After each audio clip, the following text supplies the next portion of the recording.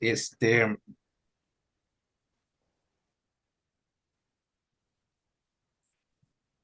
Buenas noches Buenas noches. a los dos compañeros que se incorporaron al webinar. Realmente es un momento, una oportunidad que tenemos, como lo dijo Alonso ahorita, de colaborar con la sociedad costarricense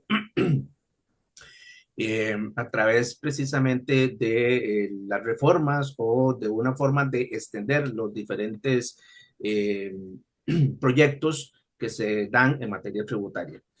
Eh, en esta oportunidad se está discutiendo en la Asamblea Legislativa algunos proyectos de ley eh, para nada más a manera de ejemplo.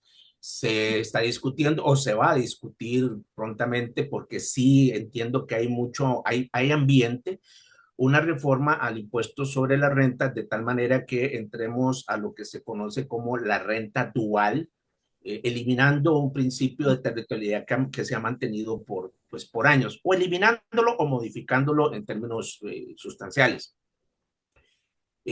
Se acaba de aprobar en primer debate un proyecto de ley, y, y lo digo así, proyecto de ley, puesto que todavía falta un segundo debate, para modificar los tramos del impuesto sobre la renta para las personas físicas con actividades lucrativas, de tal manera que se les amplíe ese tramo y pues paguen menos impuestos.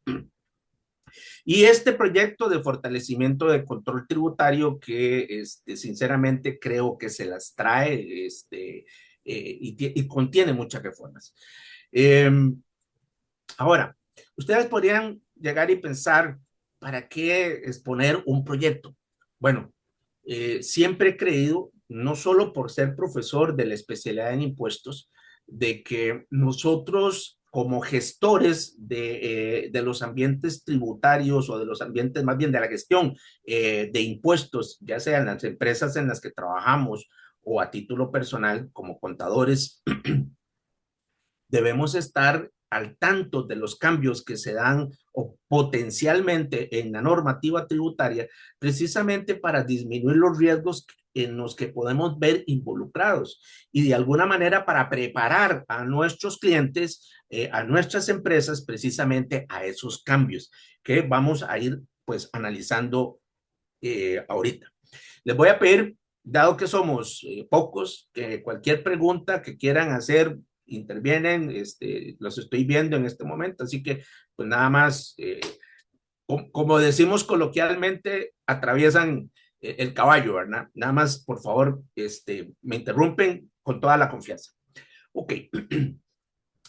Eh, este proyecto de ley 23759, denominado Fortalecimiento del Control Tributario, tiene como objetivo realizar algunas modificaciones importantes, sustantivas y radicales al Código de Normas y Procedimientos Tributarios. Para ir introduciéndonos un poco en esta situación, tenemos claro de que los impuestos en Costa Rica, o más bien, eh, la materia impositiva en Costa Rica tiene dos tipos de normativa. Una normativa material, que es la que realiza o la que permite que lo que está en los libros, por decirlo así, en las leyes se convierta en dinero constante y sonante, como pueden ser el impuesto sobre la renta, el impuesto al valor agregado, etcétera. Y tenemos normativa formal, que es precisamente el Código de Normas y Procedimientos Tributarios, que es el que viene a regular y aplicarse a todos los impuestos. Es el que viene a decirle a la administración tributaria qué puede y qué no puede hacer. Y además de eso, cómo puede hacerlo. Eh, el código es una de las normativas más importantes que existen en materia tributaria y nosotros deberíamos pues de conocerlos y precisamente en la especialidad en impuestos nosotros le dedicamos dos módulos precisamente a lo que es el desarrollo del Código de Normas y Procedimientos Tributarios.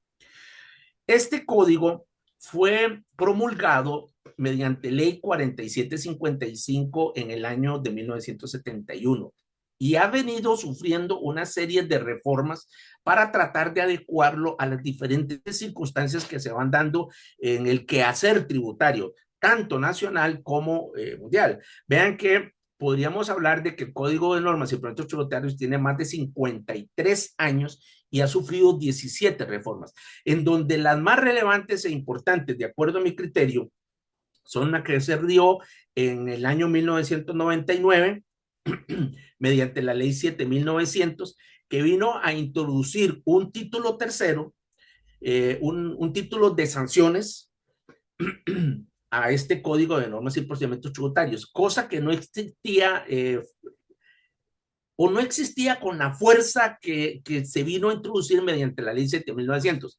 Y la más importante y relevante ocurrió precisamente en el año 1918 o 2018, perdón, con la ley 9635, que no solo vino y reformó el Código de Normas y Procedimientos Tributarios, sino que también introdujo grandes cambios a la ley del impuesto sobre la renta y radicalmente, sustancialmente a la ley del impuesto al valor agregado. Es más, de hecho, a la ley 6826, que es la ley del impuesto al valor agregado actual, antes conocida como el impuesto sobre las ventas.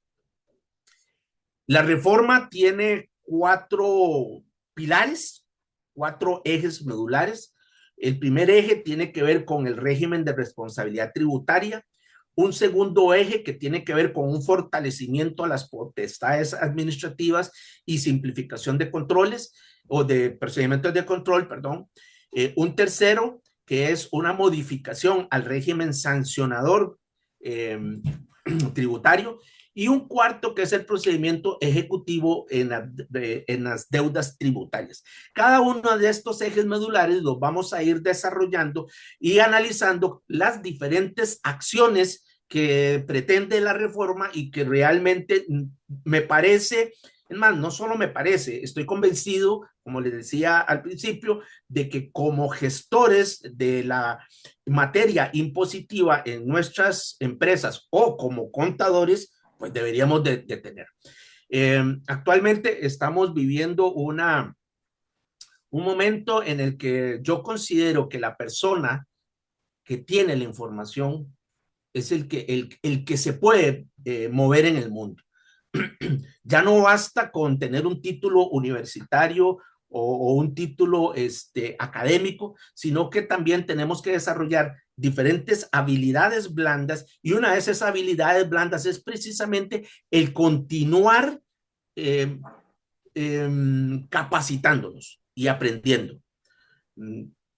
Podría decirles una situación relevante. Yo tengo ya 63 años, estoy recién jubilado, yo podría decir ya, eh, me puedo echar para atrás como quien dice o como se diría coloquialmente, pero sin embargo continúo precisamente para efectos de poder enfrentarme a, como profesor en la especialidad, pues continúo enterándome de los diferentes cambios que se dan. Ok, empecemos a desarrollar las diferentes acciones que se dan en cada uno de los módulos. En cuanto a las acciones que se tienen para alcanzar el primer eje de la reforma, que es el del régimen de responsabilidad tributaria, antes de entrar a este régimen o a estas modificaciones, creo importante y relevante hacer algunas aclaraciones que tienen que ver más que todo con materia jurídica. Y por ahí, por favor, les pido que si en algún momento ustedes sienten que estoy hablando con una terminología jurídica, digamos que medianamente elevada, si es que no son abogados, pues por favor me bajan y me dicen, no, no, mejor estás hablando muy con términos que no estamos entendiendo y por favor explicarlo de otra manera. Ok. Una de las acciones que pretende esta reforma es ampliar el abanico de personas o de sujetos a los cuales se les puede gestionar una acción cobratoria. En ese sentido, nuestra legislación actual se maneja sobre una base en donde la responsabilidad que se nos puede achacar es normalmente una responsabilidad personal, pero en algunos casos puede ser una responsabilidad solidaria. La responsabilidad solidaria podríamos decir que es aquella en donde existen ciertos deudores, todos relacionados de alguna manera, por decirlo de alguna forma, que tienen un elemento en común que permite al acreedor poder gestionar cualquier obligación, direccionar cualquier acción cobratoria a cualquiera de esos responsables o de esos obligados. Mientras que la responsabilidad subsidiaria es aquella que sin tener yo ninguna acreditación directa o indirecta en la generación de la obligación tributaria, me veo en la obligación de cancelar una obligación que no me corresponde. No sé si ustedes algún momento han participado de una u otra forma, han sido de alguna u otra forma fiadores de una obligación en alguna entidad financiera. Pues básicamente eso es la responsabilidad solidaria, subsidiaria. Si no paga el deudor principal, pues yo sin haber recibido el dinero, sin que se me haya acreditado o se me haya acreditado ninguna suma en mis cuentas bancarias, me veo en la obligación de pagar una obligación aun y cuando yo no soy el deudor principal. Simple y llanamente en el ejercicio de esta responsabilidad subsidiaria. Y eso es lo que pretende de alguna manera la reforma. Ahora, esta responsabilidad subsidiaria no es que me la van a endosar, por decirlo de alguna manera, sin ningún aviso y sin ningún proceso. No, esta responsabilidad tributaria se va a declarar mediante un acto administrativo, obviamente mediante previa audiencia que se le da a la persona que se le pretende indilgar esa obligación, de tal manera que en esa audiencia se le pueda comunicar a esta persona que la administración tributaria tiene la intención de trasladarle las deudas tributarias de otro ente o de otra persona a ella precisamente, y de tal manera que esta persona pueda ejercer su derecho de defensa, en el tanto pueda presentar las impugnaciones correspondientes ante el Tribunal Fiscal Administrativo, que este término, Tribunal Fiscal Administrativo, es la entidad dentro del Ministerio de Hacienda que viene a velar por los derechos de los contribuyentes en forma imparcial. Y es el que resuelve precisamente las contingencias que se puedan dar entre los contribuyentes y la administración tributaria. Pues bien, el contribuyente que se le está pretendiendo atribuir una obligación, una responsabilidad en forma subsidiaria o solidaria, puede recurrir al Tribunal Fiscal impugnando no solo la atribución que se le está pretendiendo dar, sino también los hechos que se le están imputando, como de la misma manera que puede imputar la deuda que se pretende acreditar. Ahora, aquí está la parte importante. ¿A quiénes se le puede atribuir esa responsabilidad solidaria y subsidiaria? El código actual permite que esa responsabilidad solidaria se le pueda acreditar a los socios de una empresa. Pero no solo a los socios. Ahorita el proyecto lo que pretende es que se le pueda indilgar a copartícipes, a cooperativistas, a comuneros. Los comuneros pueden ser condóminos o codueños, a asociados o a consorciados. Es decir, se amplía el abanico de personas a las cuales se les puede atribuir una obligación que no me corresponde a mí. Entonces, hay que tener cuidado precisamente con estas situaciones.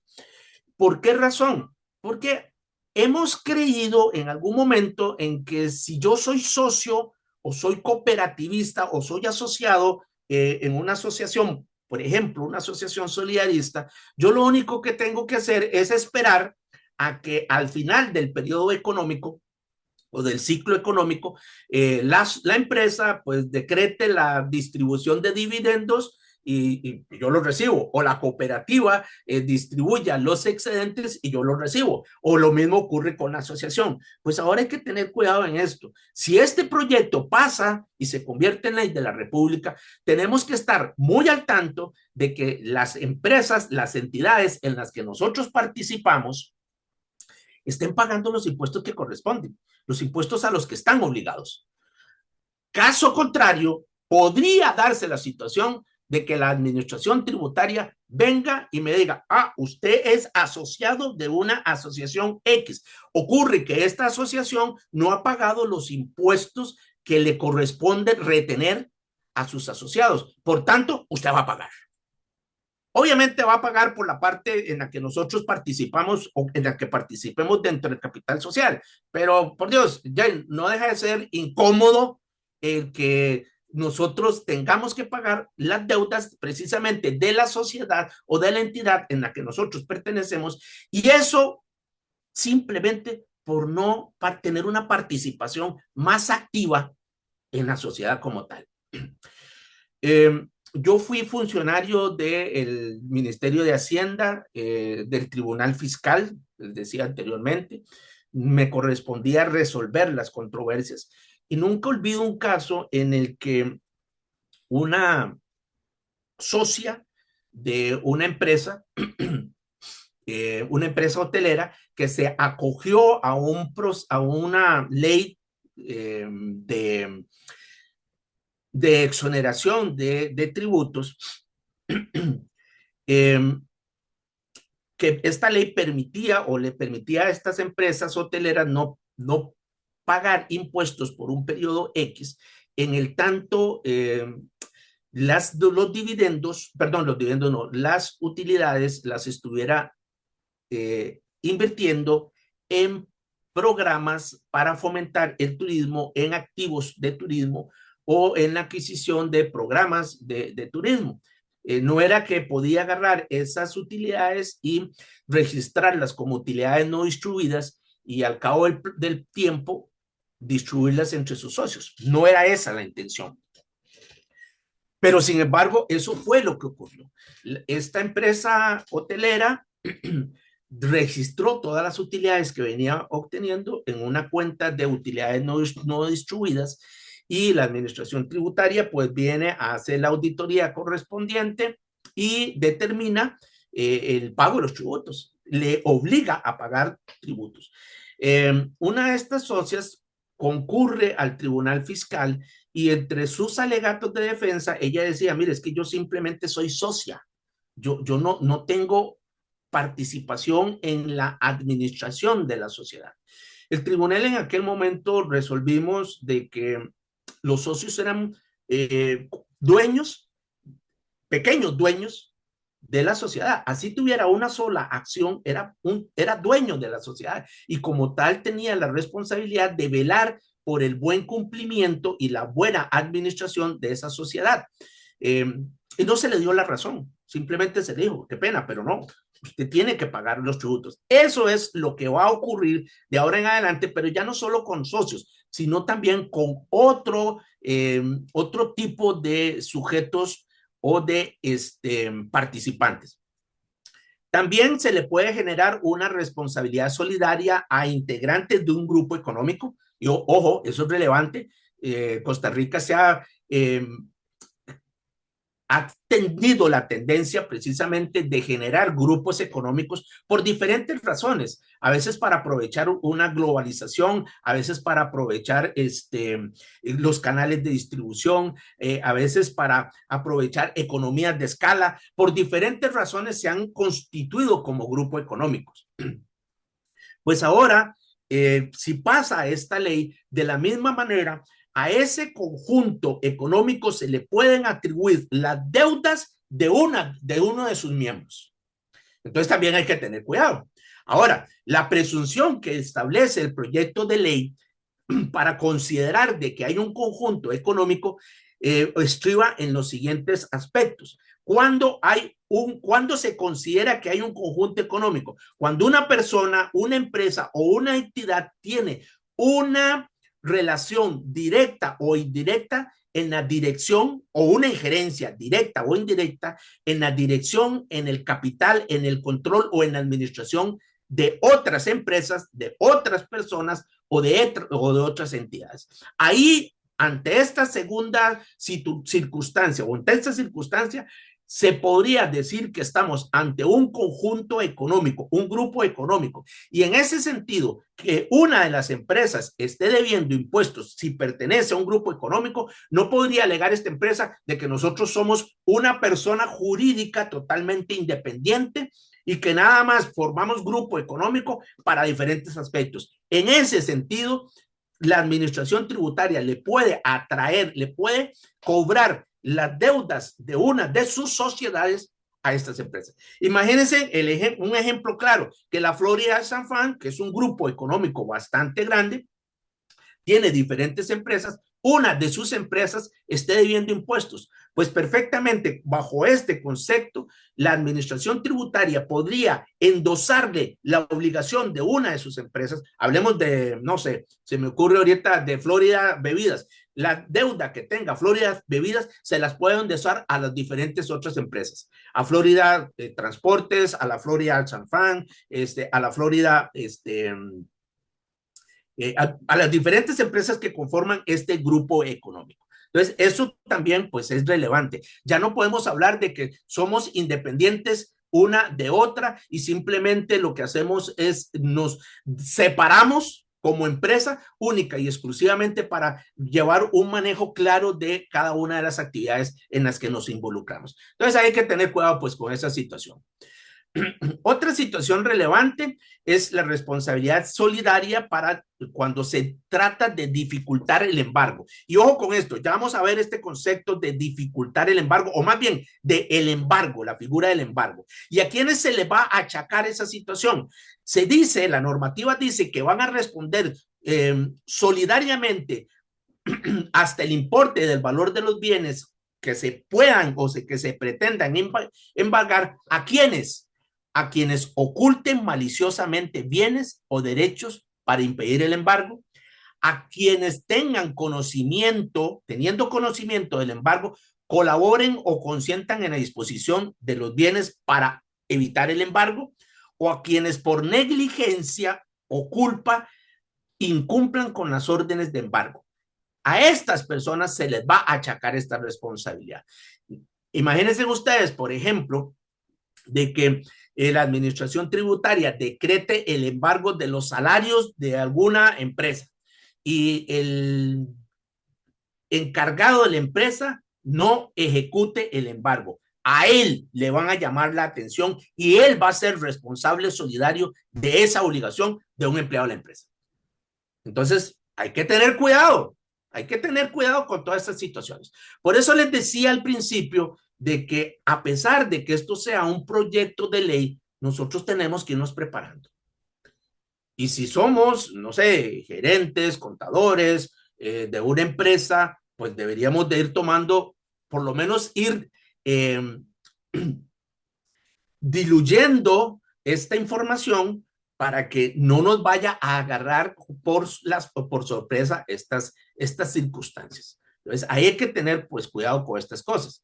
También, ojo con esto, hay una responsabilidad solidaria de las sociedades por la deuda tributaria de los socios. Ojo con esto, de los socios, o sea, ya aquello de que yo soy socio y de que tengo un velo societario que me protege, perdón, pero se está rompiendo este velo societario. Si va la empresa a responder por las deudas de un socio cuando se acredite que esta sociedad fue constituida para evadir la acción del fisco, para evadir en forma abusiva o fraudulenta la responsabilidad que le corresponde ante el fisco. Entonces, en la situación que tenemos actualmente, en donde yo puedo constituir una sociedad para, de alguna manera, utilizarla como una mampara para de alguna manera no cumplir con mis obligaciones tributarias, ahora puede o podría la administración tributaria, si este proyecto pasa a ser ley de la República, podría ir contra la sociedad y ya no solo contra el socio. Entonces vean, como les decía, este eje lo que pretende es ampliar el abanico que tiene la administración tributaria para endilgarle a ciertos sujetos las obligaciones que no me corresponde pagar. Entonces hay que tener pues cuidado con estas circunstancias y estas situaciones. Esto es lo que les decía ahorita también del velo societario. El proyecto de ley lo que pretende es levantar ese velo societario, ese secreto de las sociedades, pero establece algunas circunstancias relevantes, que es donde nosotros pues tenemos que conocerlos precisamente para evitar los abusos por parte de la administración tributaria. ¿Cuándo podría la administración tributaria solicitar o romper ese velo societario? Cuando se esté ante un delito de fraude fiscal. Ojo con eso. No es que es una facultad abierta, sino única y exclusivamente podrá la administración tributaria hacer uso de esa facultad, de esa nueva facultad, cuando se esté ante el incumplimiento de un delito de fraude. ¿Y cuando se está ante un delito de fraude? Cuando un contribuyente esté evadiendo un monto superior a los 500 salarios base. Ahí estaríamos hablando de un fraude, de un delito de fraude fiscal, ya no de una infracción, sino de un fraude fiscal. Y en estos casos, pues se desconoce la personería jurídica de las empresas investigadas, de tal manera que las actuaciones y obligaciones se le van a imputar a los socios solidariamente.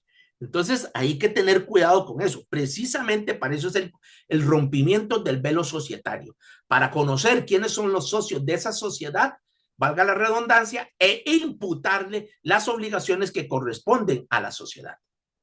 Entonces, de alguna u otra manera, ya no tiene que la administración tributaria esperarse, por decirlo de alguna forma, a que se resuelva en los tribunales de justicia lo que es la consecución del delito de fraude fiscal, sino que perfectamente puede, en forma solidaria, aplicar esas obligaciones o imputar esas obligaciones a los socios. Entonces hay que tener cuidado con esa situación. Vean que nuevamente ya no es simplemente ser socio de una empresa, porque sí, porque a veces los abogados les decimos, no, constituye una sociedad para que usted se proteja. Ya no es así. Ya vean cómo se va. Eso es tal vez lo que me gusta a mí del derecho. El derecho es una ciencia social que cambia de acuerdo a las necesidades de la sociedad, de la colectividad. Ahora, hay un límite, tampoco es que es la totalidad, hay un límite. ¿Y cuál es ese límite? Precisamente la porción o hasta la porción de la participación del capital social en la que yo participo. Si yo tengo solo 2 acciones, pues por esas 2 acciones me pueden imputar obligaciones. No me van a imputar las obligaciones de la totalidad, sin que afecte a terceros de buena fe. Otra cosa importante es que no va a operar el levantamiento del velo societario, es decir, no es válido que se me apliquen las obligaciones de la sociedad cuando yo, como accionista, me he opuesto ante los órganos correspondientes, ante la asamblea de socios o ante los órganos que correspondan, he manifestado mi oposición a ciertos hechos que está llevando o que está ejecutando la sociedad, la empresa, y que podrían precisamente acarrear la consecución del delito de fraude fiscal. A manera de ejemplo, y sé que es un ejemplo muy analógico, pero véanlo de esta manera. Con esta situación que se está dando con la Caja Costarricense del Seguro Social, en donde se les está achacando presuntamente ciertas obligaciones a los directivos de la caja, hay una directiva que ella se opuso y votó en contra de la adjudicación que está dando origen a toda esta situación que han promocionado mucho los medios periodísticos. A esta señora, pues no se le puede achacar la consecución de ninguno de los delitos que se pretenden, que presuntamente cometieron el resto de directivos, porque ella manifestó su oposición. Esto me sirve de ejemplo para precisamente ejemplizar, valga la redundancia, en este punto. Cuando un accionista muestre su oposición, perfectamente, por decirlo de alguna manera, lo excluye de la actuación por parte de la administración tributaria. Y ojo con este punto. El representante legal, aun y cuando no sea socio, va a verse involucrado subsidiariamente de esta situación, a pesar de que no es socio de la empresa, a pesar de que única y exclusivamente sea el representante legal, y puede ser que sea un representante legal subordinado. Entonces hay que también tener cuidado con esas situaciones. Ya no es aceptar una representación de una empresa por una situación X o Y, sino que debemos saber y conocer cuáles son las obligaciones a las que yo podría eventualmente verme involucrado por precisamente aceptar esa representación. ¿Alguna pregunta hasta acá?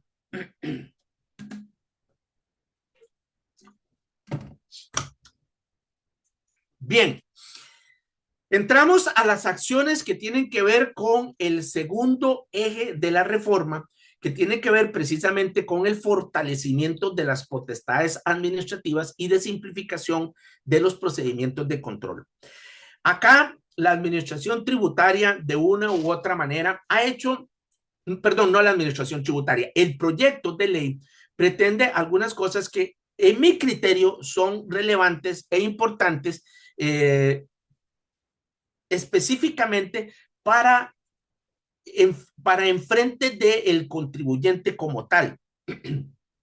Y algunas otras que son notoriamente a favor de la administración tributaria. Veamos lo siguiente. Lo primero, la reforma viene en uno de sus articulados en el 126 bis, viene a introducir precisamente ese artículo 126 bis, en donde viene a describir cada una de las etapas del procedimiento de determinación, cosa que actualmente no está en el Código de Normas y Procedimientos Tributarios. Está en la parte reglamentaria, pero no en el código. Viene a darle por decirlo de alguna manera, viene a elevarle la categoría de reglamento a ley de la República. Y eso a mí me parece importante. Me parece importante porque no es válido que nosotros como contribuyentes no conozcamos cuáles son las etapas de un procedimiento de determinación, de un procedimiento en donde me van a decir, usted debe estos impuestos o usted hizo tal situación que está mal hecha y por tanto dejó de pagar tales impuestos. Sino que viene a enumerar cada una de las etapas, indicando que se va a iniciar con una actuación de control o fiscalización, que debe emitirse una comunicación de comprobación de fiscalización, que finalizados los hallazgos se debe emitir una propuesta de regularización, que esta propuesta de regularización debe indicar los hechos, las omisiones, los fundamentos legales o los cargos que se me están imputando y los montos debidamente autoliquidados, ya sea para compensarlos o para devolverlos, que este término me parece excelente, porque la administración tributaria actualmente siempre ha manejado, siento yo, el concepto, y perdonen que utilice este adagio, el concepto de el embudo. Yo siempre he dicho que la administración tributaria siempre es todo para adentro, pero nada para afuera. ¿Y a qué me refiero con eso? A que normalmente puede llevar a cabo una fiscalización, una determinación de tributos, y cuando determina que el contribuyente ha cancelado de más, no le dice absolutamente nada. Se queda calladita, que eso no debería ser, porque hay un capítulo de derechos y garantías que establece precisamente que la administración tributaria debería de indicarme cuáles son mis derechos. Pero vean que entonces ahora lo está poniendo en la ley. Entonces, si se determina un monto cancelado de más, la administración tributaria estará en la obligación de comunicarme esa circunstancia para que yo pueda solicitar la devolución o pueda compensarlo. Todos estos conceptos de devolución, de formas de extinguir la obligación tributaria, son conceptos de determinación del proceso, etcétera, etcétera. Son conceptos que vamos a ver o que se ven precisamente en la especialidad de impuestos que desarrolla o que lleva a cabo la administración, perdón, el Tecnológico de Costa Rica desde hace casi ya 20 años. Pero eso es importante, eso me parece que es muy importante. Además de conocer cada una de las etapas en las que se ve involucrado este proceso de determinación. Además, vean, no es por hacerle propaganda a la especialidad, pero yo casi les puedo decir de que nosotros como contadores conocemos estos procesos de determinación si realmente nos empezamos a llevar algún curso, empezamos a llevar esta especialidad o algunos otros que están en el mercado, pero únicamente porque si nosotros como contadores los tratamos de extraer del código de normas y procedimientos tributarios, no los vamos a encontrar, no los vamos a ver.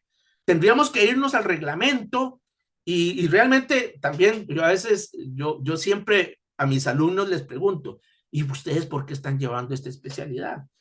Si no hay cosa más aburrida que pagar impuestos. Siempre se los digo. O fueron embarcados por alguna razón. Bueno, algunos me dicen, no, es que me interesa porque yo soy contador, me interesa asesorar a mis clientes. Qué bien, aplaudo esa situación. O porque la empresa está pasando por alguna etapa, etcétera, etcétera, y necesitamos conocer. Pero los conocen única y exclusivamente ante esas circunstancias de llevar un curso o porque como decimos coloquialmente, se ganaron la lotería tributaria y les comunicaron el inicio de un proceso de actuación fiscalizadora, alias fiscalización. Una vez concluida la etapa de fiscalización, se tiene que emitir esta propuesta que se va a entregar en la audiencia final, que es en la que concluye el proceso de comprobación o de fiscalización. Y el contribuyente va a tener un plazo de 10 días para modificar, después de su notificación, para manifestar su conformidad o disconformidad. En caso de que manifieste una disconformidad, pues la administración tributaria está en la obligación de dictar una resolución determinativa, la cual debe dictarse en un plazo de 45 hábiles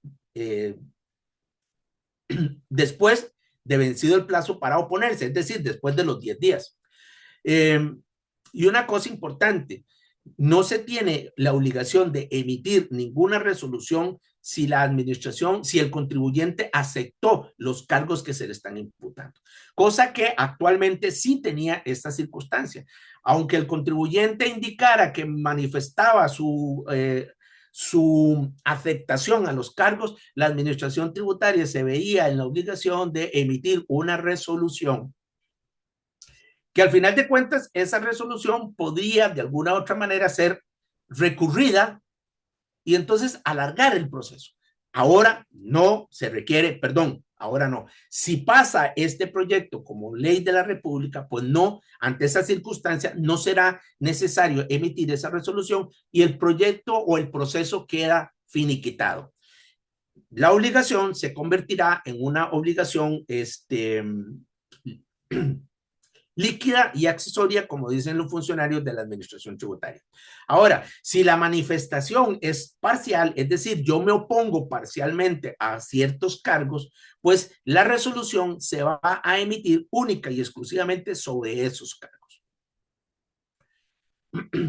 Y como les decía anteriormente, si no se oponen los recursos de revocatoria o de apelación, es decir, si yo no manifiesto, si yo no continúo la pelea, pues esta obligación queda en firme y se puede ejercer el cobro por parte de la administración tributaria.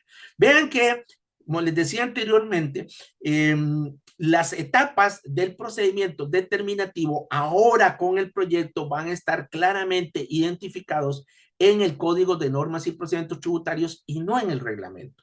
Y eso, en mi criterio, como asesor tributario, me parece que es importante y relevante. Entre más conozcamos nosotros de qué puede hacer la administración tributaria y qué no puede hacer la administración tributaria, pues podemos ejercer nuestro derecho de defensa y podemos conocer o llamarle la atención a la propia administración o a los funcionarios actuantes de que está incumpliendo con ciertas etapas y por ende haciendo nugatorio el proceso que se está llevando a cabo. Otra de las fortalezas que tiene el proceso es que describe claramente el artículo, al insertar un artículo 144 bis, describe claramente cuál es el procedimiento de determinación.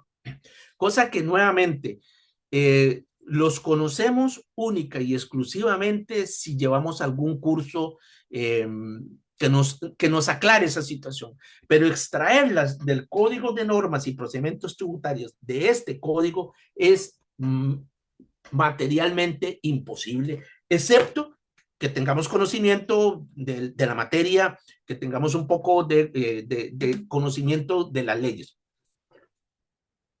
Resalto los siguientes aspectos de esta situación. Como les decía anteriormente, el procedimiento está a nivel de reglamentario, ahora va a tener rango de ley. El acto de inicio debe ser fundamentado y emitido por una autoridad competente. Eso es importante. Actualmente, si bien y ojo con esto, entre comillas, fundamentado, lo que hace la administración tributaria es indicarnos al inicio de la actuación, comunicarnos el inicio de la actuación utilizando algunos de los criterios que es de los criterios objetivos de selección. A manera de ejemplo, simplemente dice, usted va a ser fiscalizado porque es gran contribuyente. Usted va a ser fiscalizado porque usted pertenece a una de las actividades que a la administración tributaria le interesa fiscalizar, pero nada más.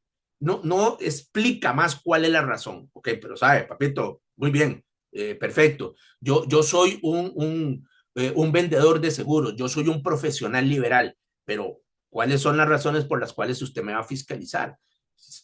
Los índices tributarios míos se han desviado de los índices que maneja la administración tributaria. Entonces tendrán que fundamentar más ese inicio, ese acto de inicio de actuación.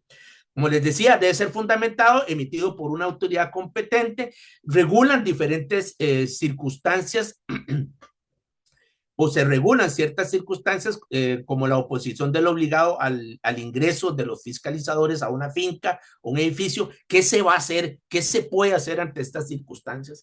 Eso lo viene a regular ahora el Código de Normas y Procedimientos Tributarios. Establece también una facultad que no existe actualmente y es de alguna manera de establecer marcas o de colocación de sellos sobre bienes no registrados en la contabilidad, en archivos, en oficinas, etcétera. Esto con el fin de conservar y asegurar las pruebas que se están viendo determinadas. Eso actualmente, pues no está. No está. Ahora sí se va a permitir. Establece claramente que la fiscalización debe concluirse en un plazo de 6 meses, cosa que actualmente no hay plazo. Administrativamente hay un plazo establecido, pero no está en el Código de Normas y Procedimientos Tributarios. Ahora sí, lo va a decir. En el 6 meses usted tiene que terminar esa auditoría fiscal, que puede ser prorrogable a otros 6 meses, sí, pero ya existe un plazo. No vamos a tener eternamente a un auditor fiscal en la administración, en nuestras empresas, solicitándonos requerimientos, perdón, haciéndonos requerimientos de solicitudes de información de acuerdo a lo que se le vaya ocurriendo. No, va a tener un plazo establecido para hacerlo. Y esta prórroga va a, debe motivarse, no es simplemente porque a mí se me ocurrió. Además de eso, que ya está reglamentariamente, no puede suspenderse la auditoría por un plazo de más de 2 meses. Eso es relevante. Y eso tiene unos efectos importantes.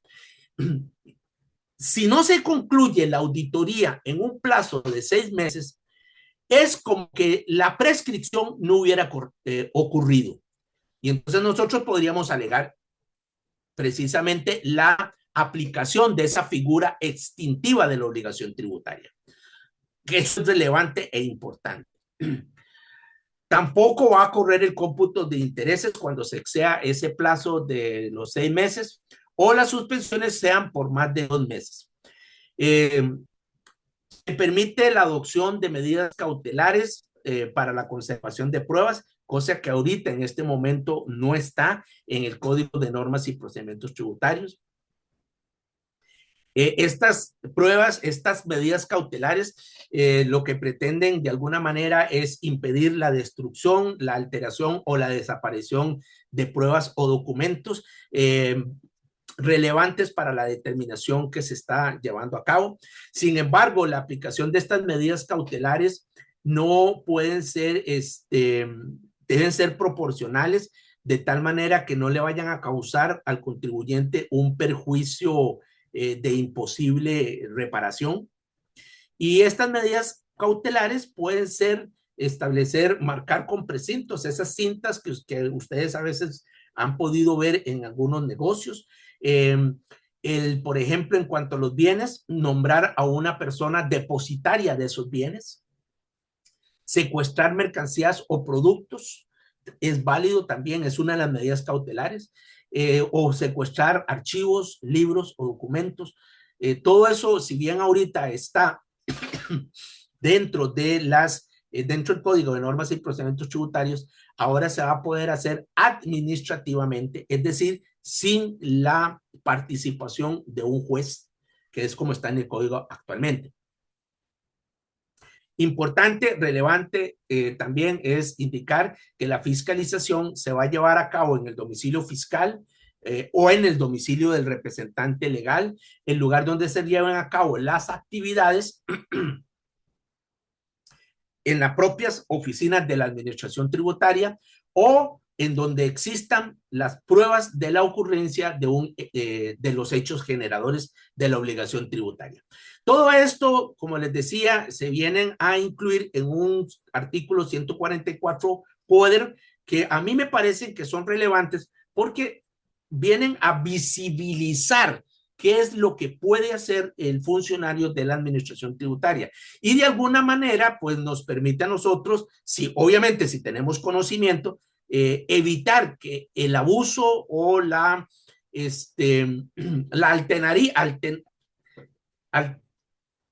no dije la palabra correcta, la altanería por parte de la administración tributaria.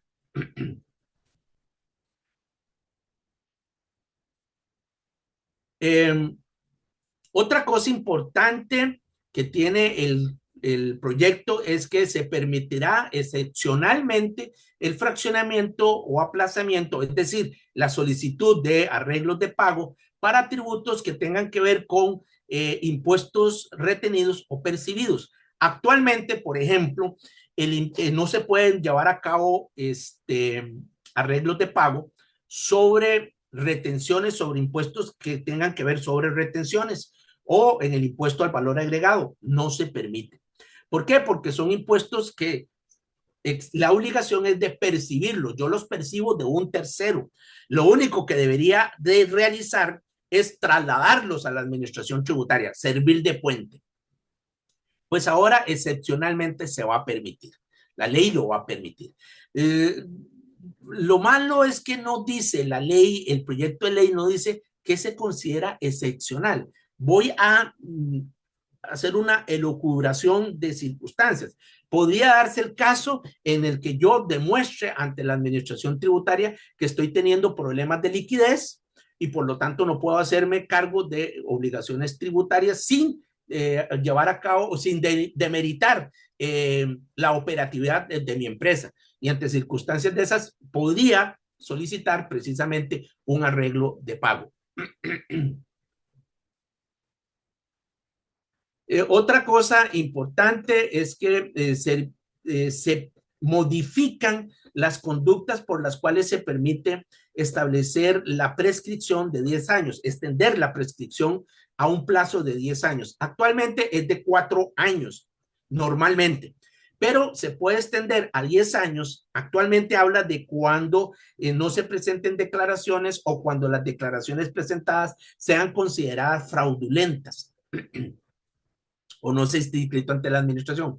Ahora se amplían. Y entonces se dice que se pueden ampliar a 10 años cuando se desprenda del análisis que se está llevando a cabo la comisión de un delito de fraude fiscal. Entonces eso es relevante. También se aclaran o se vienen a aclarar actos interruptores en cuanto al reconocimiento por parte de la obligación del contribuyente. También eso es relevante en cuanto al término de prescripción. Yo sé que tal vez estoy hablando de conceptos muy jurídicos, pero si yo me metiera a analizar en este momento cada uno de los diferentes conceptos o de los medios de extinción de la obligación tributaria, pues nos daría todo un curso en este caso. Por eso es que me estoy refiriendo a la prescripción. Yo esperaría, entiendo que ustedes son personas que han mostrado interés en participar en la especialidad en impuestos. Todos estos conceptos, créanme, los desarrollamos y los ampliamos precisamente en la especialidad cuando desarrollamos los medios de extinción de la obligación tributaria. También la ley o el proyecto de ley viene a aclarar los actos de suspensión y del alcance de la suspensión. O sea, actualmente, por ejemplo, el artículo 74 del Código de Normas y Procedimientos Tributarios establece una suspensión de la prescripción, pero única y exclusivamente lo dice, se suspende cuando se presentan un recurso ante el Tribunal Fiscal Administrativo o ante la propia Administración Tributaria. Es muy escueto. Ahora viene a ampliarse esos términos de prescripción o de suspensión de la prescripción. Y entonces se habla claramente de que se suspende la prescripción en el momento en que se presenta un recurso de revocatoria o de apelación o se presenta una denuncia penal ante las instancias correspondientes. Y una cosa importante y relevante que eso me parece a mí que es en favor del contribuyente. Actualmente, si yo cancelo una deuda que esté prescrita, es decir, una deuda sobre las cuales ya la administración tributaria no tenía el derecho a cobrar, pero bueno, por error la cancelé, por descuido la cancelé, actualmente eso se considera que es un reconocimiento expreso de la obligación tributaria, sin que sea objeto de devolución. Pues ahora con el proyecto de ley sí se permite la devolución de deudas que estén prescritas. Eso me parece que es parte de la justicia hacia el contribuyente. Bien, eso serían las acciones para atender el segundo módulo de la reforma. Vamos a entrar al tercer módulo o a las acciones que tienen que ver con el tercer módulo de la reforma y que tienen que ver con la modificación al régimen sancionador. Específicamente en el régimen sancionador hay dos elementos relevantes e importantes y que tienen que ver específicamente con el suministro de información y con la obligación de presentar esta declaración de beneficiarios finales. En esos sentidos, pues se amplía la parte sancionatoria. Acá hay una cosa importante, se modifica el cómputo del cobro de intereses. Actualmente, cuando a mí me aplican una sanción, por las razones que sean, esa sanción va a empezar a cobrarse intereses hasta el tercer día después de notificada la sanción que se me pretende imponer. El proyecto modifica ese plazo y establece que los intereses van a correr a partir del día siguiente en que me fue notificada la resolución mediante el cual se me aplica la sanción correspondiente. Me parece, a criterio, digamos, personal, me parece lógico. O sea, yo nunca entendí el por qué hasta el tercer día. Al final de cuentas, como decía en algún momento la Sala Constitucional cuando resolvió sobre la aplicación de una sanción, palabras más, palabras menos, la Sala decía, si usted no se quiere ver involucrado en la aplicación de una sanción, cumpla con la ley. Entonces yo sinceramente les voy a ser franco, nunca entendí por qué hasta el tercer día. Bueno, eso se viene a corregir ahora con esta situación.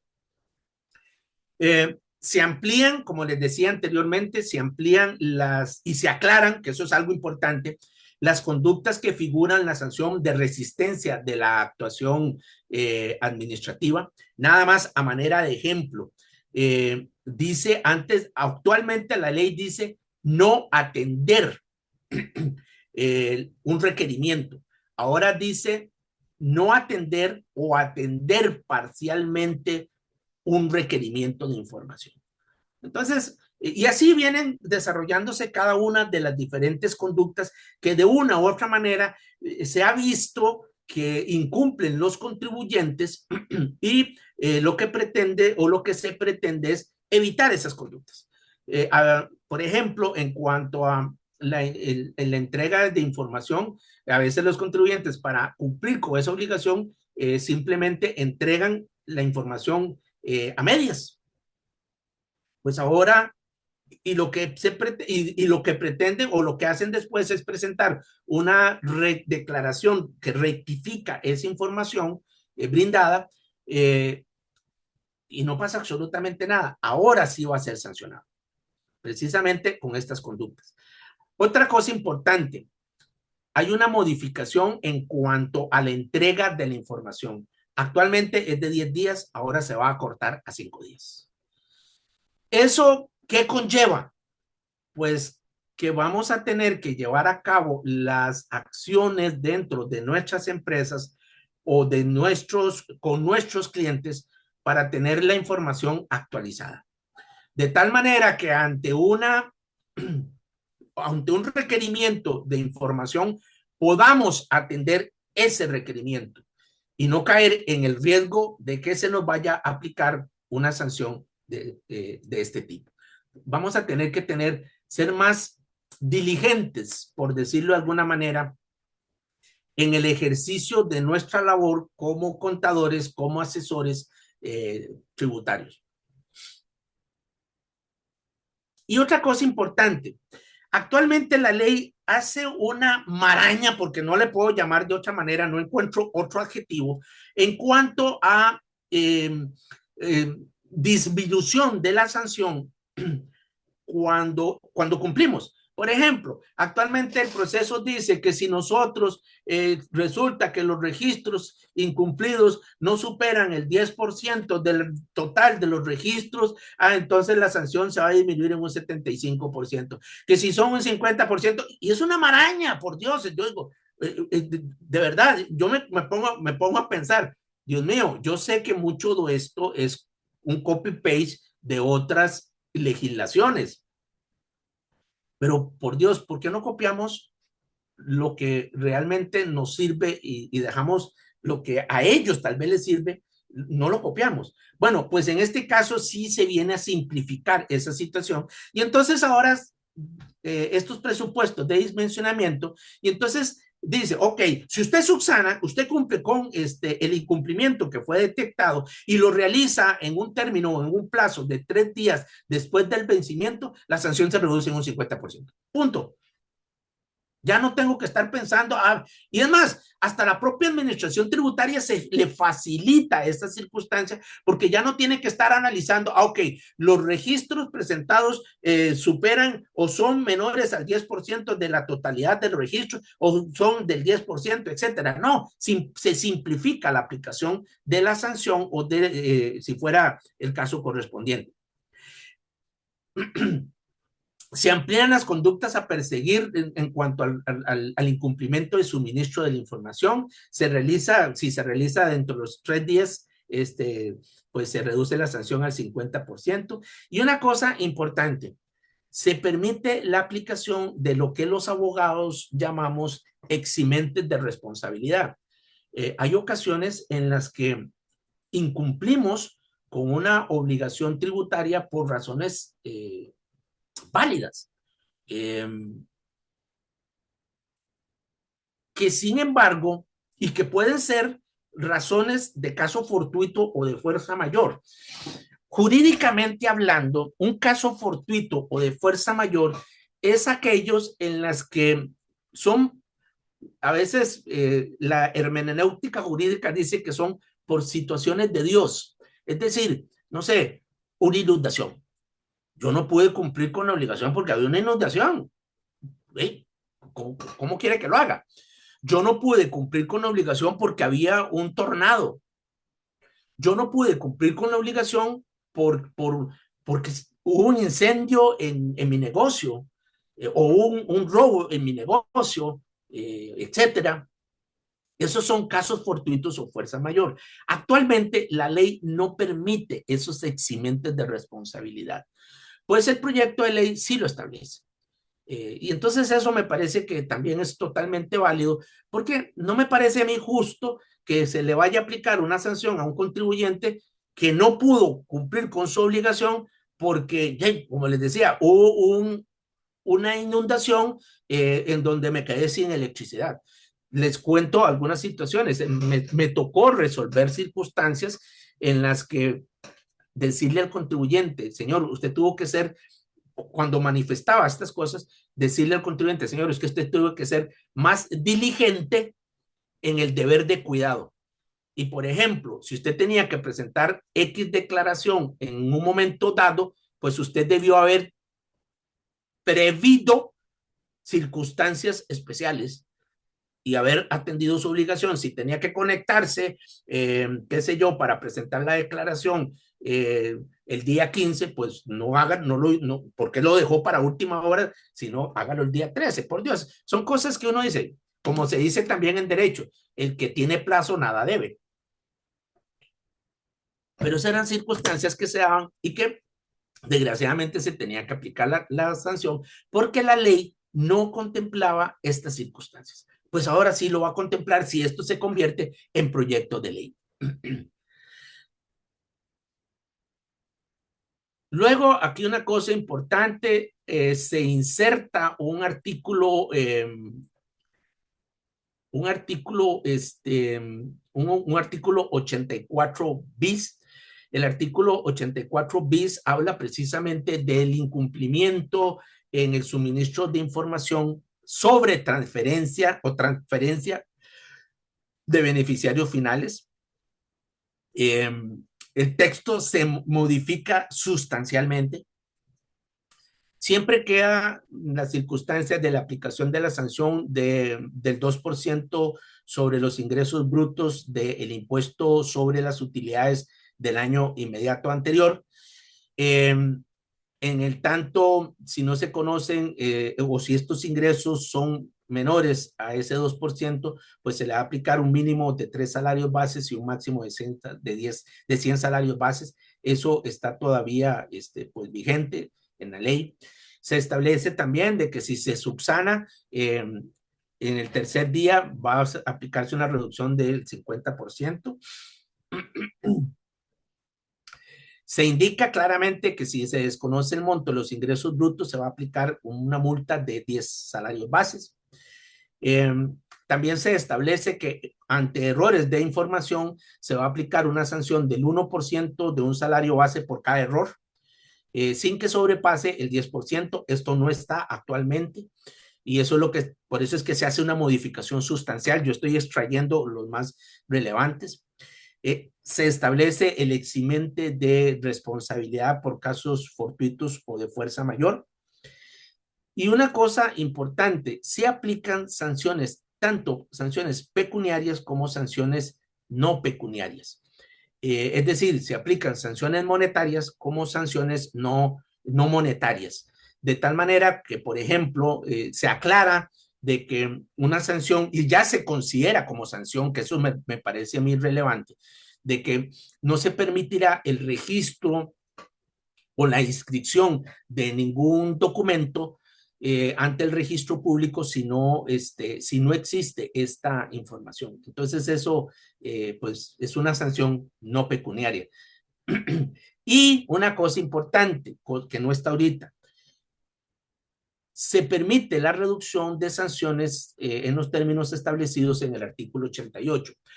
El artículo 88 establece que ciertas sanciones, no todas, son objeto de reducción bajo 3 escenarios. Que nuevamente, insisto, todas esas eh, sanciones las analizamos precisamente en la especialidad en impuestos que imparte el tecnológico. Pero básicamente lo que quiero dejar es latente, es que el artículo 88 permite la reducción de sanciones hasta de un 80%. Es decir, yo voy a pagar solo un 20% de la sanción ante ciertas circunstancias. Entonces, eso también es relevante porque se incluye este artículo 84 como una de las sanciones objeto de reducción de sanciones. Eh, Perdonen. Se hace una modificación al artículo 106 quarter. El artículo 106 quarter tiene que ver, o más bien el 106, sí, 106 quarter tiene que ver precisamente con la facultad que tiene la administración tributaria para requerir información a las entidades financieras y, y que tienen que ser para el cumplimiento de convenios internacionales. Hay una modificación sustancial precisamente a ese artículo 106 quarter. También se faculta la inspección de locales, requiriendo el auxilio de la policía fiscal, como les decía anteriormente, sin necesidad de que exista una orden de un juez.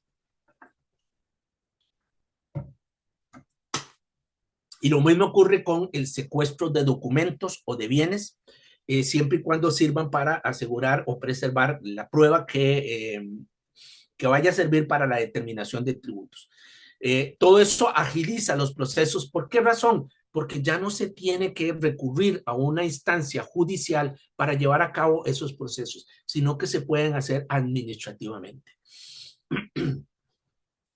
Se permite como una medida coercitiva, se permite o se faculta a la administración tributaria la publicación de listas de sujetos pasivos deudores, de aquellos que no han presentado declaraciones, que realicen actividades grabadas sin estar inscritos, de sujetos contribuyentes que hayan recibido, hayan sido beneficiarios de amnistías, y se permite la publicación de los grandes contribuyentes nacionales cuando estos presenten declaraciones en pérdidas o en cero, cosa que actualmente no se puede hacer, sino que tiene que ser por una orden de un juez. Ya administrativamente, pues se va a permitir.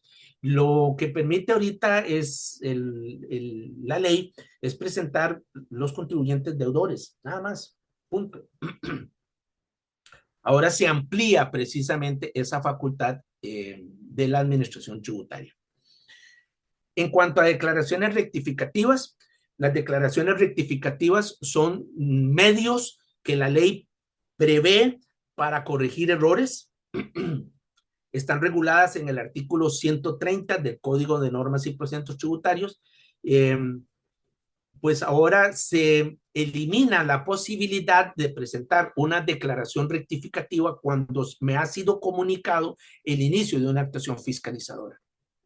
Actualmente se puede presentar una declaración rectificativa aun y cuando yo haya sido notificado de un proceso fiscalizador, de una auditoría fiscal.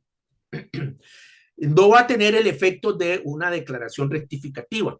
Les comento, la declaración rectificativa en este momento tiene la facultad de, en el momento en que yo presento una declaración rectificativa, excluyo la declaración presentada anteriormente, es como que la borro y viene a registrarse la nueva declaración. En estos casos, actualmente el artículo establece que se puede presentar una declaración rectificativa después de haber iniciado un proceso fiscalizador, pero este se va a tomar como una solicitud. Ahora no se va a poder hacer, no se va a poder hacer del todo. Otra cosa importante en cuanto a las declaraciones rectificativas es que los contribuyentes en múltiples ocasiones presentan declaraciones rectificativas que tienden a disminuir el monto adeudado o a aumentar el saldo, el saldo a favor. Más que todo cuando son objetos de un cobro. Ahora, para poder presentar una declaración rectificativa que tienda a disminuir el impuesto o aumentar el saldo a favor, se va a hacer mediante solicitud y debe ser acompañada con las pruebas y documentos que demuestran que ese impuesto, que el impuesto autoliquidado está sobrevalorado, por decirlo de alguna manera, o que el saldo a favor está subvaluado. Entonces, hay que presentar las pruebas correspondientes. También se modifica radicalmente el artículo 144, que es el que tiene que ver con el proceso de fiscalización. En esto me parece que es más bien a favor del contribuyente porque se aclaran las atribuciones de fiscalización, se indica claramente qué puede hacer la administración tributaria, se enumeran las atribuciones que conlleva la fiscalización. Y una cosa importante, se elimina la posibilidad de pagar bajo protesta. Actualmente se permite al contribuyente que está siendo objeto de una fiscalización pagar bajo protesta, de tal manera que si al final de la fiscalización se determina una deuda, no va a tener que pagar los intereses porque ya fue cancelado el monto. Ahora eso se eliminó o se va a eliminar si este proyecto pasa a ser proyecto de ley. Esto no me parece a mí. Se disminuyen los plazos para interponer recursos de apelación y de revocatoria o de apelación a 15 días. Actualmente es de 30 días, ahora se va a disminuir a 15 días. Eso me parece que va en detrimento del derecho de defensa del contribuyente. Soy testigo de que algunos procesos determinativos en múltiples ocasiones tienen a veces más de 3,000 o de 4,000 folios. Eh, para para un contribuyente o para una persona que sea contratada para defender los intereses de un contribuyente ante una determinación, poder analizar esa cantidad de folios en un plazo de 15 días me parece que es limitarle su derecho de defensa y que no debería ser. Me parece que deberían de quedar en los 30 días.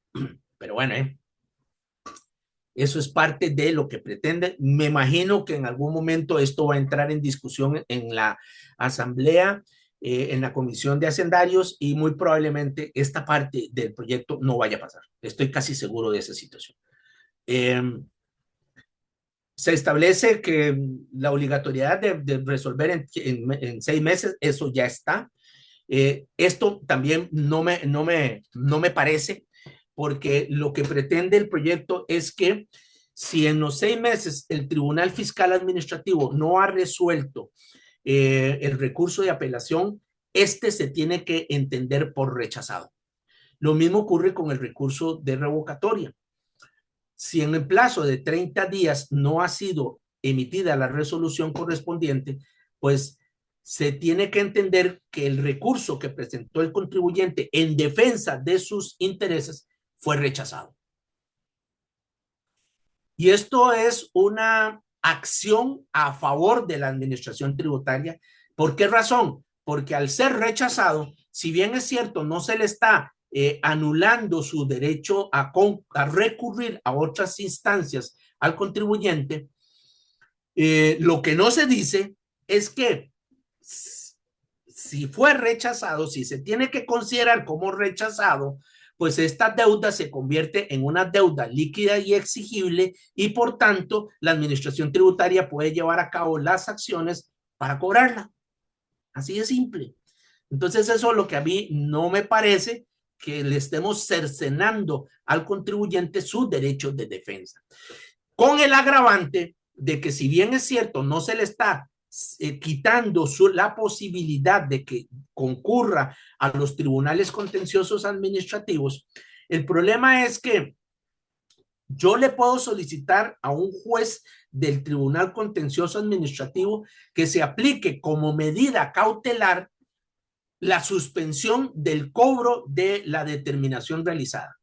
Pero ya es política de estos tribunales el acceder a esa medida cautelar en el tanto el contribuyente deposite un porcentaje muy alto, que casi a veces llega al 50%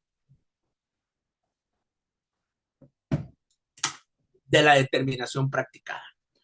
Entonces, imagínense ustedes que si me están determinando 1.000 millones de colones, yo tengo que depositar 500.000 colones, perdón, 500.000 millones de colones. Es un monto que es inmanejable para cualquier empresa. O si fuera un pequeño contribuyente, si me determinan 5 millones de colones, yo tengo que depositar 2 millones de colones para que no me cobren los 5. Por Dios, son montos que son muy significativos. Entonces eso a mí no me parece. Yo imagino que esto va a entrar en discusión de las señores diputados de la Comisión de Hacendarios. Amén de que no es que el caso queda concluido, no. Siempre, tanto la administración tributaria como el tribunal fiscal tienen que resolver el caso. Ok, perfecto. ¿Qué pasa entonces si el tribunal fiscal me da la razón? Y ya yo recurrí al contencioso administrativo. Ya yo le tuve que pagar a un abogado para que fuera el contencioso administrativo a presentar un proceso tributario en defensa de mis intereses. Está haciendo más oneroso el accionar del contribuyente.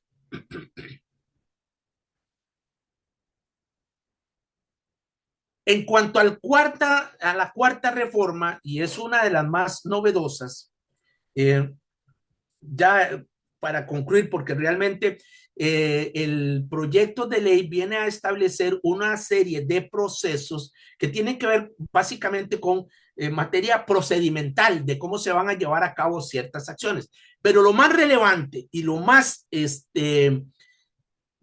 destacable de estas acciones para atender este cuarto eje en cuanto a los procedimientos ejecutivos de las deudas tributarias es que se faculta a la administración tributaria para llevar a cabo embargos sin la participación de los tribunales de justicia. Es decir, es lo que se conoce en otras jurisdicciones tributarias como embargos administrativos. Y obviamente, pues va a ser mucho más expedito la acción cobratoria. ¿Por qué? Porque ya yo no tengo que llegar a pedirle a un juez que lleve a cabo todas las acciones para recuperar ciertas deudas, sino que yo, administración tributaria, lo voy a poder hacer. El cobro es exclusivamente administrativo. Se le permite aplicar las medidas cautelares como el embargo preventivo, que eso está actualmente. El embargo preventivo se puede hacer sobre ciertas cuentas normalmente y por un plazo de 30 días. Actualmente existe, yo lo puedo hacer, yo administración lo puedo hacer por 30 días para preparar toda la documentación necesaria para entregársela a un juez. Pues ahora lo puedo hacer administrativamente, inclusive ya no solo el embargo preventivo, sino que el embargo definitivo, entre comillas, lo puedo hacer a nivel administrativo.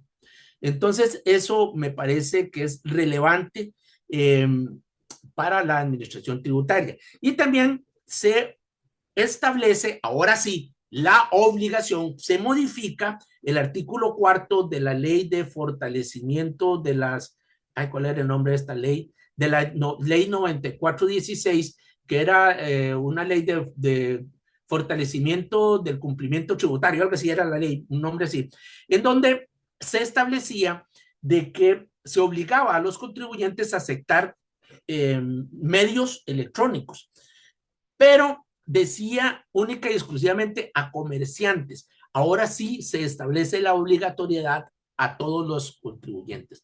Entonces, tal vez ustedes como asesores tributarios o como contadores, en este momento están en la obligación de convertirse en agentes perceptores del tributo.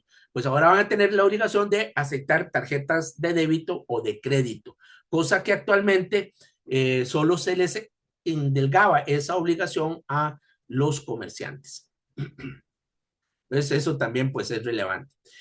En cuanto al embargo, el proceso inicia con una providencia que es notificada al deudor, es que se convierte en título ejecutivo y se le invita a pagar las obligaciones en un plazo de 10 días, so pena de que si no lo hace, la administración tributaria, sin la participación de los tribunales de justicia de la Corte Suprema, puede ordenar el embargo de bienes inmuebles y bienes muebles registrables, de cuentas bancarias en el sistema bancario nacional, de inversiones que consten a nombre del sujeto deudor en el mercado de valores, de exigir fianzas con monto suficiente o valor suficiente para cubrir el monto adeudado, y en el eventual caso de que no existieran suficientes bienes, se puede ordenar la anotación de los bienes, es decir, marcarlos, por decirlo así, en el registro de tal manera que los inmoviliza. Si yo tengo una propiedad que puede ser que esa propiedad no alcance para cancelar la deuda a la que estoy obligado, se puede no anotar esa deuda, esa finca, de tal manera de que yo no la pueda vender, yo no la pueda movilizar y por ende no puedo tener libre propiedad de esos bienes. Y ojo con esto, una cosa importante. Recuerden que en el primer eje hablamos de la responsabilidad solidaria. Es decir, esta obligación, esta facultad de embargar se puede extender a los socios, a los cooperativistas, a los asociados, a los codueños, a los consorcios, a los consorciales, se puede extender esa facultad. Y otra cosa importante, el Código de Normas y Procedimientos Tributarios no es solo de aplicación del Ministerio de Hacienda, es de aplicación de cualquier administración tributaria. En la especialidad desarrollamos que no solo existe la administración tributaria del Ministerio de Hacienda, sino que también tenemos administraciones tributarias institucionales y administraciones tributarias territoriales. Las municipalidades son administraciones tributarias y podrían perfectamente hacer uso de esta facultad que se está imponiendo o que se está estableciendo en el Código de Normas y Procedimientos Tributarios. Entonces vean el alcance de las reformas que conlleva precisamente este proyecto de ley denominado fortalecimiento del control tributario. No son modificaciones faciales, no son maquillaje sutil, son modificaciones grandes. Y lo peor de todo es que hay que verlo integralmente, hay que analizarlo integralmente, porque las facultades que se le están dando son facultades mayores. Ya para terminar, se establece este articulado, como les decía, hay una serie de artículos que tienen que ver con materia procedimental de la aplicación del embargo, de la prohibición que se establece para que los funcionarios de las administraciones tributarias no puedan, ¿cómo se llama?, hacerse con los bienes embargados. También se habla del remate de bienes, de los bienes que va a ser en manera electrónica y como les decía anteriormente, y de la prohibición para que funcionarios de las administraciones tributarias puedan participar en ese remate, de tal manera que se puedan hacer de los dueños de esos bienes embargados. Por eso no me quise referir más a eso, porque sería alargar en demasía la exposición, que más bien creo que ya me sobrepasé en el tiempo. Era una hora, ya llevo hora y media, más de hora y media, no, hora y media específicamente. Nada más para terminar, estas son la orden de aplicación del embargo. Primero vamos al dinero o se iría al dinero efectivo o cuentas abiertas en el sistema, luego a créditos, efectos, valores, sueldos, bienes muebles, establecimientos mercantiles, bienes muebles registrales, metales preciosos, piedras finas, joyería, antigüedades, frutos y rentas de toda especie, cualquier otro bien mueble o someliente, somovientes, perdón, créditos, valores, instrumentos financieros, derechos, etcétera. Ese es el orden de aplicación del embargo. Este orden de aplicación del embargo puede ser modificado a solicitud de la persona que está siendo objeto del embargo, pero siempre a solicitud y a conveniencia de la propia administración tributaria.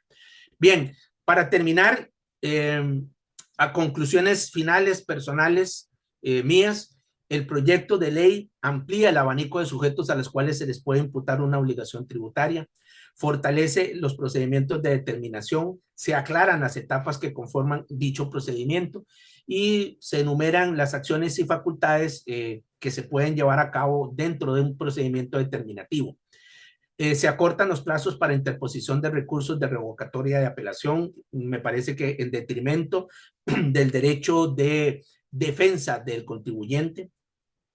Se establece la finalización del proceso en claro favor para la administración tributaria, puesto que una vez si se rechazan, si se tiene que considerar como rechazados los recursos de revocatoria o apelación, la deuda discutida, la deuda determinada se va a convertir en líquida y exigible y por tanto la administración tributaria puede llevar a cabo los procesos cobratorios pertinentes, inclusive hasta el remate de bienes.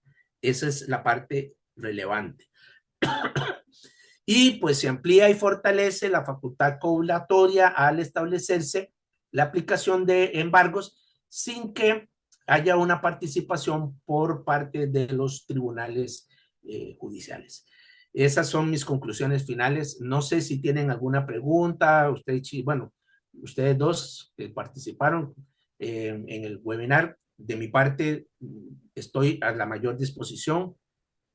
En el webinar estaba mi correo, no sé si esto lo van a subir en alguna plataforma o algún lado.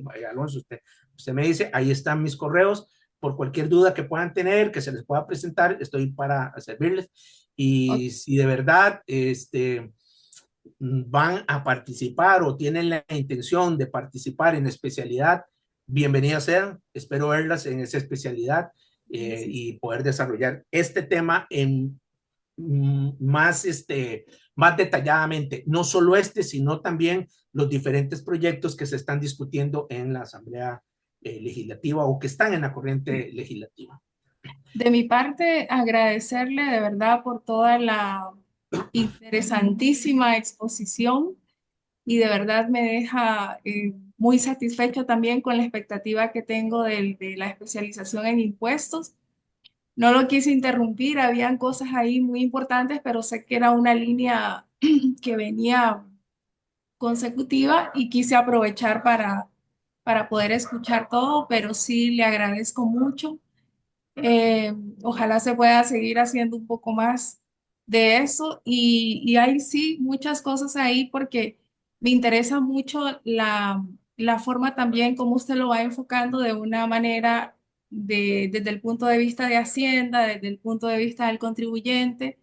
También entender que el Ministerio de Hacienda saber qué tan robustos están sus sistemas de información. En el caso de algunos contribuyentes, nos hemos dado cuenta que obviamente también es una deficiencia que se ha venido presentando en algunas empresas, a veces pequeños contribuyentes, otros medianos, y en base a eso ellos son inducidos al error y eso pues también tienen costos muy altos y por eso conocer toda esta información se podría incluso pensar en un extracto un poquito más, tal vez generalizado, para que el contribuyente también conozca de alguna forma las dimensiones que tiene el poder caer en una situación de este tipo, ¿verdad? Como es el tema de las sanciones y todo lo que ya conlleva los procedimientos formales hasta concluir y dejar en firme, digamos, una afectación al contribuyente en este caso. Así que, Precisamente, Silvia, perdone que le interrumpa, creo que eso le corresponde a los asesores, a los contadores, que son los que tienen el cara a cara, por decirlo de alguna manera, el face to face con sus clientes, pues darles a conocer toda esta información. Y como les digo yo a veces a los alumnos, el conocimiento se cobra, o sea, no es de gratis. El sí, hecho de que ustedes estén en una especialidad, llevando a cabo la especialidad, o el hecho de que ustedes estén en este momento, en este foro, están adquiriendo información claro. que créame, va a ser información que más adelante ustedes van a poder cobrar y ya vamos rompiendo aquel esquema en que los contadores éramos simplemente, por decirlo de alguna manera, carpinteros de llevar una contabilidad, sino que ahora tenemos que ampliar nuestro conocimiento, tenemos que ir más allá. Sí, No llegar y aprendernos las normas internacionales o aplicar las normas internacionales de información financiera, sino que tener también conocimiento de materia tributaria y de los riesgos que podría ocasionar precisamente un proyecto como este.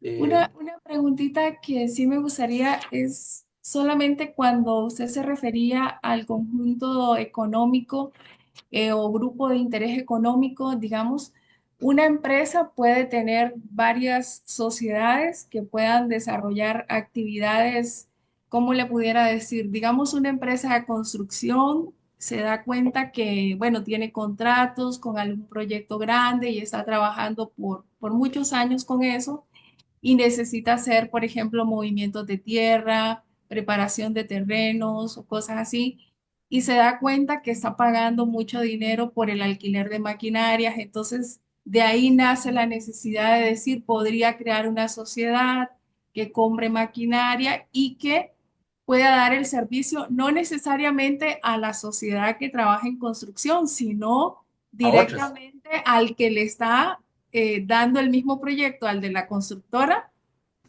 que se la dé, digamos, al de una de alquiler de maquinarias. Que también ahí en esas cosas he revisado en algunas actividades de Hacienda la diferencia entre buscar una actividad que diga preparación de terrenos o alquiler de maquinarias, cosas así, ¿verdad? Que van haciendo la diferencia con la renta de capital mobiliario y que va como ahondando un poquito más en el tema de las responsabilidades y obligaciones tributarias, ¿verdad? Que a veces uno también tiene que tener mucho cuidado a la hora de poder ayudar o asesorar a un cliente, ¿verdad? En ese tema también. Pues Entonces, ahora, Silvia, la gran problemática que se podría presentar, vean una cosa importante, no es que se le está cercenando la facultad de las empresas de organizarse administrativamente Ok. como bien lo consideren. Ajá. En este caso que usted me está diciendo, yo podría ir más allá. Podría pensar inclusive en la creación de una sociedad constituida o cuyo su activo sean los arquitectos eh, que le brindan servicio no solo a la empresa, a esta empresa que está haciendo la matriz, sino a otras empresas, perfectamente. Exacto, sí. La problemática aquí actual es que eh, legalmente tenemos la conceptualización de que al ser sociedades anónimas son independientes una de otra. Ujú, Y así es. En el eventual caso, por ejemplo, de que si una empresa comete una o tiene una contingencia frente a sus clientes, va a responder solo esa empresa, no el grupo económico como tal, sino solo esa empresa. Y eso es válido, es totalmente válido. Pero ¿qué es lo que ocurre o qué es lo que va a ocurrir tributariamente? Pues tributariamente va a ocurrir que si una de estas empresas, hablemos de tres empresas, A, B y C, si la empresa C le adeuda a la administración tributaria impuestos, pues la administración tributaria perfectamente, al ser un grupo económico que normalmente son los mismos socios y en ocasiones tienen hasta el mismo representante legal, ujú. puede perfectamente la administración tributaria cobrarle esa deuda de la empresa A B y C con eh, la situación de o con la presunción que se vio ahí, ¿verdad? Ok, ¿cuándo se presume que son un consorcio? Y vea que no necesariamente tiene que estar constituido legalmente. Ajá. Vean la situación relevante que se da con esta reforma. No tiene que existir una escritura consorcial o de grupo económico, no. Simplemente con que la administración logre determinar, doña Silvia, es que usted es la dueña de la empresa A, B y C, o usted, doña Silvia, usted tiene el manejo administrativo, la toma de decisiones de la empresa A, B y C, ahí la administración tributaria le va a decir, ustedes son un grupo económico y Ok, por tanto yo puedo cobrarle las deudas de C a y B. Esa es la parte relevante e importante de esta situación. ok.